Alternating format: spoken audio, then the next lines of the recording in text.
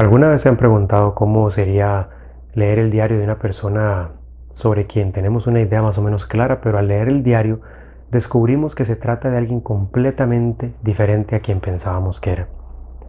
Hablo de uno de los más grandes místicos del siglo XX, quien apenas vivió 27 años. Veamos de quién trata.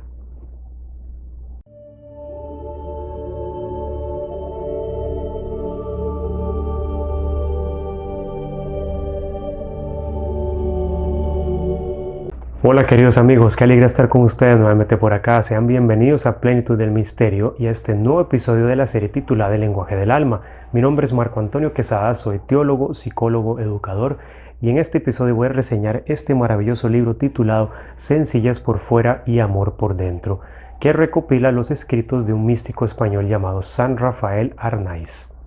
Cuando descubrí este libro, de inmediato me cautivó su título, el cual sintetiza, creo yo, lo que buscamos todos aquellos que intentamos seguir al Señor cada día, ser sencillos por fuera, pero llenos de amor por dentro. Casi siempre lo leía en las noches, cuando ya caía el silencio y después de un día muy lleno de ocupaciones, por lo cual su lectura era perfecta, debo decir, para esos pequeños momentos de contemplación que todos podemos hallar en nuestras vidas. Es decir, es imposible que alguien no pueda encontrar un solo momento de silencio en su diario vivir. Por ello, este libro me ha hecho muy buena compañía en esos instantes de serenidad que comparto con el Señor. Cuando uno lo abre y empieza a navegar entre sus páginas, de inmediato salta a la vista un hecho que es imposible de ignorar. Estamos leyendo las confesiones de un enamorado de Dios. El libro entonces, como lo vemos acá, es una edición del año 2003 de la Biblioteca de Autores Cristianos. Tiene 204 páginas en las que se recopilan una serie de textos escritos por nuestro místico español y que fueron seleccionados por Fray María Albérico Carvajal, un monje cisterciense. Estos textos en su totalidad fueron tomados de las obras completas de San Rafael y que habían sido previamente publicadas en el año de 1999 por la editorial Monte Carmelo. Ahora bien, notarán un detalle, aquí dice Beato Rafael Arnaiz, y esto es porque cuando el libro fue publicado en el año 2003, San Rafael todavía no había sido canonizado. Él fue canonizado hasta el año 2009, como lo veremos más adelante. Si ustedes entonces han estado buscando leer diarios, confesiones de santos o místicos, este es un libro que definitivamente vamos a disfrutar en la reseña que voy a realizar.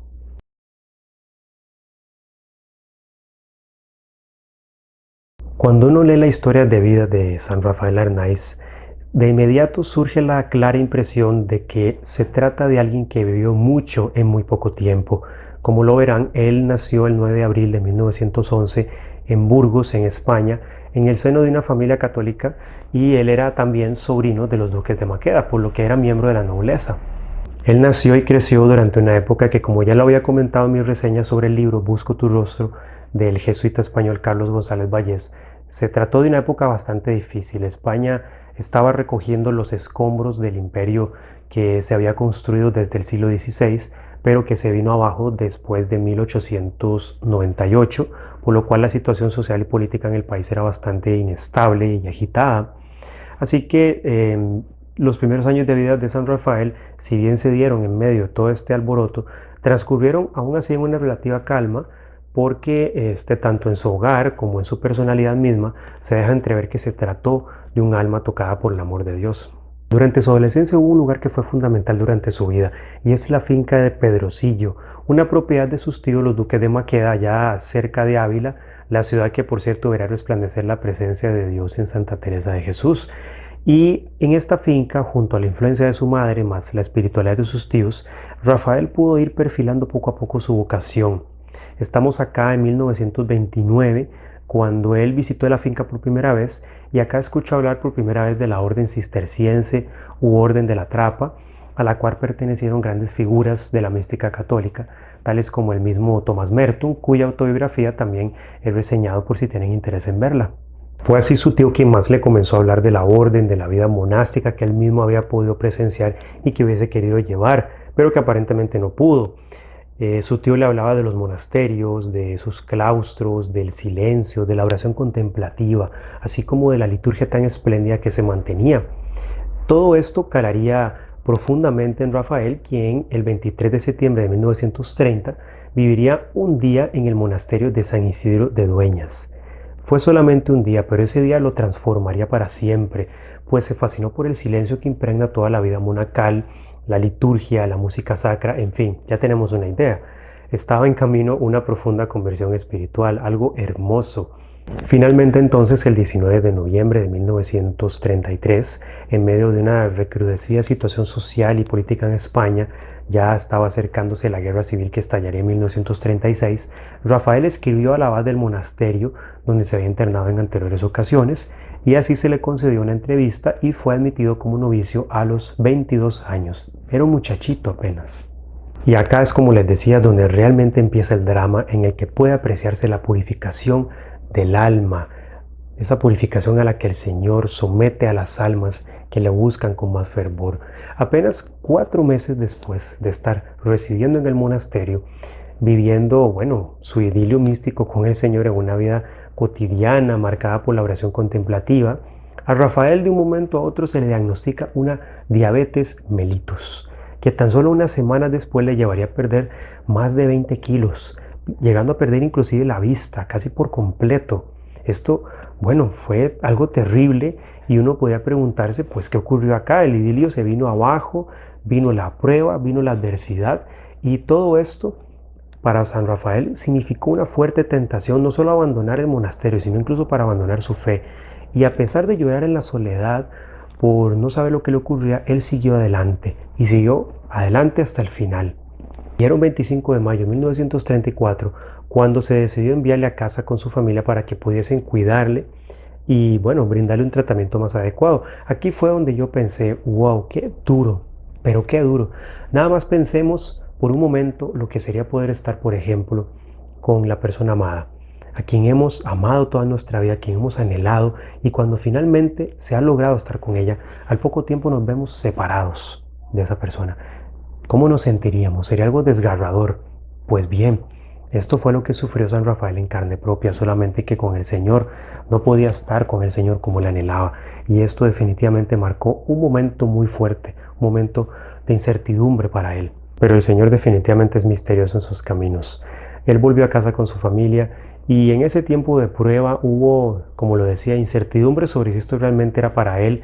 Pero como otros grandes místicos, el joven Rafael se entregó por completo en las manos de Dios, llegando a afirmar incluso que su enfermedad era su tesoro en este mundo. Vaya, esto simplemente me ha dejado mudo. Cuando yo lo leí, me quedé sin palabras, simplemente trascendió mi comprensión.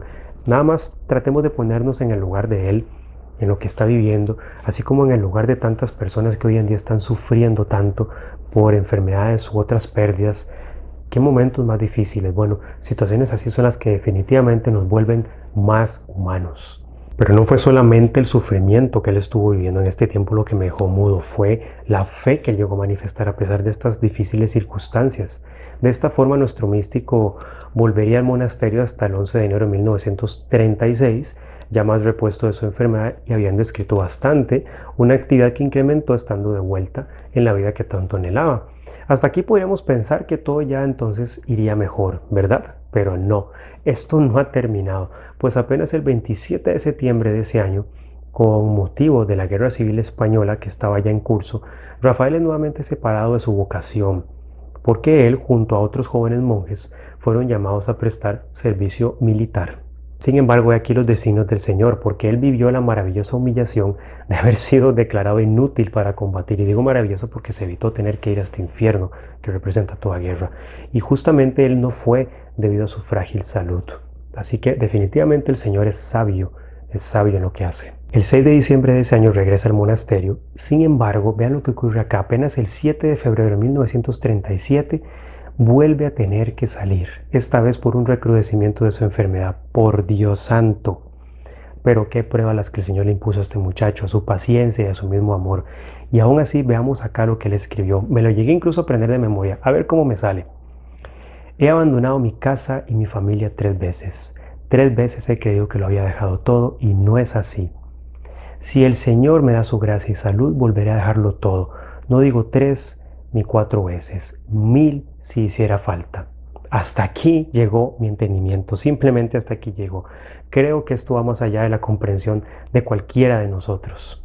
Así, él se resolvió a volver varios meses después y por última vez el 15 de diciembre de 1937. Fue así entonces la última batalla, las últimas tentaciones de abandonarlo todo, las cuales fueron todas vencidas, madurando increíblemente rápido nuestro querido protagonista. El 26 de abril de 1938, Rafael dejaría entonces este mundo con tan solo 27 años. Vaya, toda una vida por delante, sí, pero toda una vida en la eternidad, no en esta tierra. Así se cumplió su sueño de querer morir como un trapense. Pero su testimonio no quedará en el olvido, queridos amigos, pues él sería beatificado el 27 de septiembre de 1992 por el Papa San Juan Pablo II y finalmente sería canonizado el 11 de octubre del año 2009 por el ahora emérito Papa Benedicto XVI.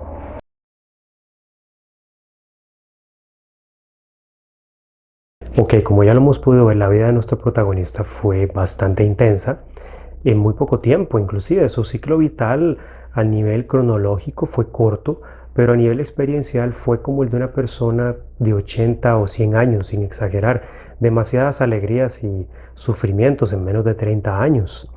Y esto es justamente lo que pienso yo destaca en sus escritos, los cuales mantienen un estilo muy fino. Debo decir que Rafael, a pesar de haber destacado en matemáticas ya desde muy joven, terminó deslumbrando en las letras. El libro no está subdividido en capítulos como uno podría esperar, sino más bien en temas cortos sobre los cuales él escribió, y estos temas nos van guiando conforme vamos avanzando en su lectura. Y esto es algo que vale destacar porque al estar organizado de esta manera, la lectura se facilita mucho. Puede leerlo cualquier persona que sepa leer de cualquier nivel educativo y contexto de vida. Acá es donde quiero detenerme para expresar que este libro puede ser leído, releído y consultado, porque son pequeñas gotas de sabiduría que Dios fue infundiendo en un alma que se le fue entregando cada día más. Por eso conviene ir despacio, vayan despacito cuando lo lean, no lo lean en una sola sentada, sino pausadamente, porque al ser textos cortos, eso da la impresión de que podríamos ir rápido, como el mundo de hecho nos lo pide para todo, pero seamos contraculturales, vayamos contracorriente, leamos despacio, meditando sus palabras, sigan mi consejo y verán la diferencia. Algo que me resultó fascinante y que me evocó mucho en lo personal fue su hermosa devoción y amor a la Santísima Virgen. Él incluso llega a confesar que le generaba mucha vergüenza el no haber tenido una verdadera devoción a la Madre de Dios. Algo similar me ocurrió a mí durante mucho tiempo, pues antes de retornar a la Iglesia Católica e incluso en los primeros años de mi regreso, mi devoción por la Madre de Dios era casi nula. Y eso a pesar de que mi madre es una gran devota de María. Pero ella me era casi indiferente hasta que un día, sin apenas esperarlo, sentí en mi interior una súbita e intensa necesidad de comenzar a rezar el rosario. Me vino de pronto, como si de un hambre de Dios se tratase, y fue en ese momento donde sentí en lo profundo de mi corazón que la Reina del Cielo había conquistado mi alma, con esa dulzura que es única de ella. Así que veamos lo que nos dice San Rafael en la página 22. Tal vez se sientan ustedes muy evocados por esto. Si vieras qué vergüenza me daba el haber estado tanto tiempo sin una verdadera devoción a la Virgen. No basta el oficio parvo, ni el rosario, ni medio millón de novenas. Hay que quererla mucho, mucho. Hay que contárselo todo, confiárselo todo. Ella es una verdadera madre. Y a mí me parece, y esto tomadlo como cosa mía, y por tanto no lo tengáis en cuenta, que cuanto más amor se le tiene a la Virgen, sin que nosotros nos demos cuenta, más amor tenemos a Dios. Es decir, que nuestro amor a Dios aumenta a medida que aumentamos el cariño a la Santísima Virgen. Y es natural. ¿Cómo vamos a querer a la Madre y no querer al Hijo? Imposible. ¿Y qué no conseguiremos de Dios si se lo pedimos por intercesión de María? Nada. El primer milagro de Jesús fue a instancias de la Virgen, y yo me imagino la cara de María mirando a Jesús y diciéndole, no tienen vino. A mí es uno de los milagros que más me hace sentir porque interviene María. Hermoso. Continuando con el estilo de nuestro autor, sin duda la suya es una forma muy vívida, muy sentida de narrar los vericuetos por los que discurre su vida interior. Rafael nota mucho lo estético en todo, eso es algo que uno va percibiendo cuando lee el libro, y al mismo tiempo él mantiene un sentido de la intimidad muy fuerte, un sentido del amor en el silencio que impregna todos sus escritos. Uno encuentra reflexiones sobre tan amplia variedad de temas que sorprende más bien no encontrar referencia a algo en particular. Y si algo me encantó acá es que se trata de una persona joven. Verán, desafortunadamente no es un secreto para nadie que nuestros templos están cada día más despoblados de jóvenes. El católico promedio de entre 25 y 50 años es muy tibio. Y acá vemos a un muchacho de menos de 30 años manifestando una maravillosa devoción a nuestro Señor. No es algo para inspirarnos, para volver a nuestras iglesias, a la Santa Misa, a la búsqueda de ese encuentro místico con el Señor. No es para inspirarnos. Yo creo que sí. En cada fragmento de texto seleccionado siempre me queda esa sensación de una profunda nostalgia, tan conmovedora que debo decir derramé varias lágrimas leyendo este libro en el silencio, porque nuestro autor, él nos transmite un anhelo que es inagotable, un anhelo que trata de sobrevivir entre tantas dificultades para estar con el amado, con el amor de los amores. Es que pensémoslo, ¿tiene sentido la vida sin Dios? ¿Acaso tiene algún sentido? Rafael nos dice lo siguiente, y me lo aprendí de memoria, a ver cómo me resulta esta vez. No quiero amar más que a Dios, no quiero más que entregarme a Él, de tal manera que hasta mi misma respiración sea para Él. El amor es tanto que le abruma, le consume lentamente en aquellos años. Por eso creo que su enfermedad es más bien un signo de que entre más crece el amor de Dios en un alma, más se manifiesta lo enfermo y pasajero de este mundo. Entre más se recrudecen las dificultades que podamos estar viviendo cada uno y cada uno en sus vidas, más resplandecerá la ternura del Señor. Pero hay que saber mirar, queridos amigos y amigas, hay que saber mirar. Este librito es una belleza, de verdad que es un libro que nos invita a vivir a plenitud. Por eso me encantaría que ustedes busquen este libro, lo lean y luego, si lo desean, me comenten cómo quedaron sus corazones después de pasar por sus páginas. Estaré encantado de escucharles. Lo que podemos ver entonces es que San Rafael fue un hombre que se dedicó a amar a Dios y aún así en sus escritos se manifiesta una profunda humildad, pues a pesar del aroma de santidad en su caminar, para él no era suficiente. Esto es algo muy común en los místicos y es justamente otro detalle que los diferenciaría del resto de nosotros, pero se van a sorprender, no es la gran cosa y consiste en lo siguiente. Los místicos se diferencian del resto de nosotros simplemente en que son más conscientes de su pequeñez, de su condición de pecadores y por eso se entregan más desesperada y apasionadamente al amor de Dios. Y es que pensémoslo, viéndonos de esta manera tan pequeñitos, no querríamos buscar a aquel que justamente podría sacarnos de las sombras, aquel en quien justamente podríamos disolvernos en su luz. Para meditarlo.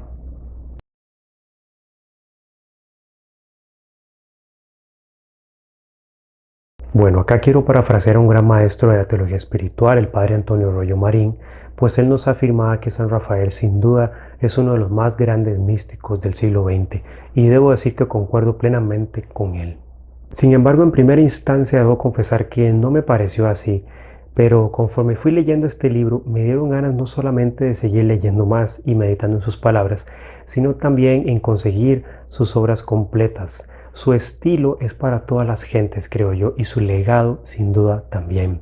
Porque se trata de un joven que en apenas 27 años y más específicamente en los últimos 10 años de su vida hizo lo que muchos hicieron en 40, 50 o 60 años, similar a Santa Faustina Kowalska, cuyo diario también reseñé, por cierto, en esta serie si gustan de ver el episodio. Su vocación fue algo que sin duda fue creciendo en el silencio hasta que un día floreció por completo y eso nos deja un legado valiosísimo al resto de nosotros de seguir ese llamado que nos hace Dios en el estado de vida en que nos encontremos y en la vocación que sintamos en nuestros corazones, la que sea en que Él nos llame a amarle y servirle, ya sea como religioso, como felizmente casado en mi caso, o bien como soltero, laico consagrado, en fin. El Señor siempre está dispuesto a entrar en nuestras vidas, a formar parte de ella, a ser el fundamento de todo lo que somos.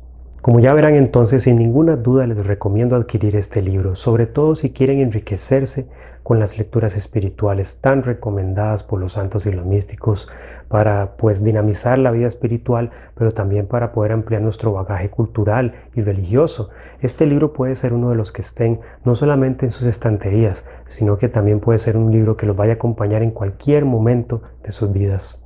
Si alguien desea leer más escritos de San Rafael, les recomiendo también sus obras completas, que, como decía anteriormente, fueron editadas por Monte Carmelo. Sin duda será una excelente adquisición.